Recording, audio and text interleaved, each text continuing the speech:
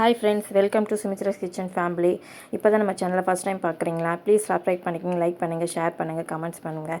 கீழே இருக்க பெல் பட்டனையும் கிளிக் பண்ணிக்கோங்க.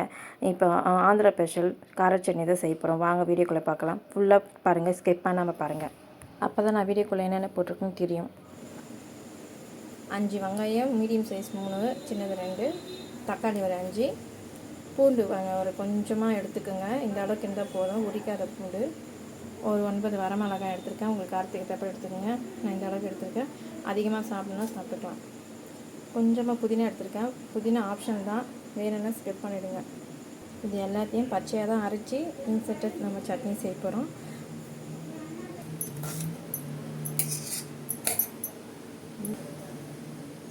புதினா, பூண்டு, வரமிளகாய் போட்டுருக்கேன். அதோட தனியாக நறுக்கி வச்சதையும் போட்டுக்கலாம்.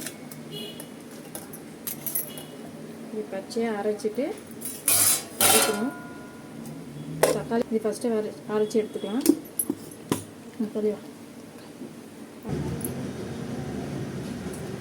கடாய் சூடானதும் எண்ணெய் ஊற்றிக்கலாம்.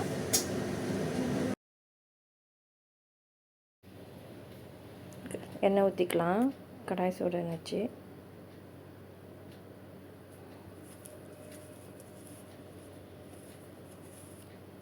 எண்ணெய் சூடாத கடுகு போட்டுக்கலாம்.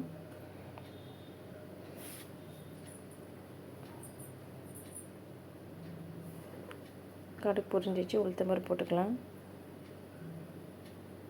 அரைச்சி வச்சு விழுதை போட்டுக்கலாம். இந்த அளவுக்கு அரைச்சி எடுத்துகிட்டு வந்திருக்கேன். நல்லா கலக்கி விட்டுக்குங்க. நல்லா வதங்கணும். பச்சை வாசம் பொருவெல்லாம் வதக்கணும். இது வதங்குற வரலும் நம்ம போயிட்டு தக்காளி அரைச்சி எடுத்துக்குவோம்.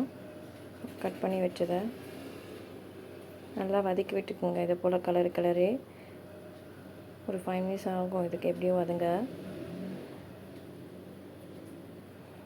கலரி விட்டுட்டே இருங்க. அடி பிடிக்கணும். ஸ்டீலில் வச்சுருக்கேன். தக்காளி போய் அரைச்சி எடுத்துகிட்டு வந்துக்கலாம். அதையும் அரைச்சி ஊற்றிக்கலாம். நல்லா கலரி விட்டுட்டே இருங்க.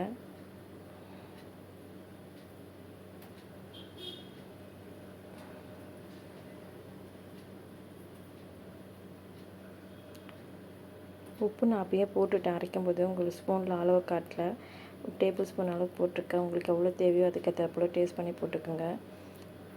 மிக்ஸி ஜார்லேயே தண்ணி ஊற்றி அலசி ஊற்றிக்கலாம். நம்ம நல்லா கலர் விட்டுக்குங்க. இந்த அளவுக்கு கொதி வந்துடனே கொதிச்சுட்டே இருக்கும் பாருங்கள். இந்த அளவுக்கு சுண்டி வந்திருக்கு. கிட்டத்தட்ட 10 to 5 மினிட்ஸ் தான் ஆகும் இதுக்கு செய்யறதுக்கு. இந்த பாருங்கள், இந்தமாரி பபுள்ஸ் வந்தோடனே நல்லா கொதி வந்துடுச்சு. இந்த அளவுக்கு வெந்தால் போதும். பார்த்தீங்கன்னாவே தெரியும் எந்த அளவுக்கு இருக்குதுன்னு. நம்ம நைஸாகவும் இருக்கல, குறைக்கல. இந்த அளவுக்கு இந்த அளவுக்கு அரைக்கணும். பார்த்தீங்கன்னாவே தெரியும். நம்ம தண்ணி ஊற்றி இந்த அளவுக்கு வற்றி வந்திருக்கு நம்மளுக்கு. இந்த ஸ்டேஜில் இருக்கும்போது நம்ம ஆஃப் பண்ணிக்கலாம். அவ்வளோதான் ஃப்ரெண்ட்ஸ், டக்குன்னு ரெடி ஆகிடுச்சு. இதை போல் சட்னி நீங்களே செஞ்சுக்கலாம். சட்டுன்னு முடிஞ்சிடும். இந்த வீடியோ ஃபுல்லாக பார்த்ததுக்கு ரொம்ப தேங்க்ஸ். நம்ம சேனலை ஃபஸ்ட் டைம் பார்க்குறீங்களா? லைக் பண்ணுங்கள், ஷேர் பண்ணுங்கள், சப்ஸ்கிரைப் பண்ணிக்கோங்க. கீழே இருக்க பெல் ஐக்கானை கிளிக் பண்ணிக்கோங்க. தேங்க்யூ ஃபார் வாட்சிங்.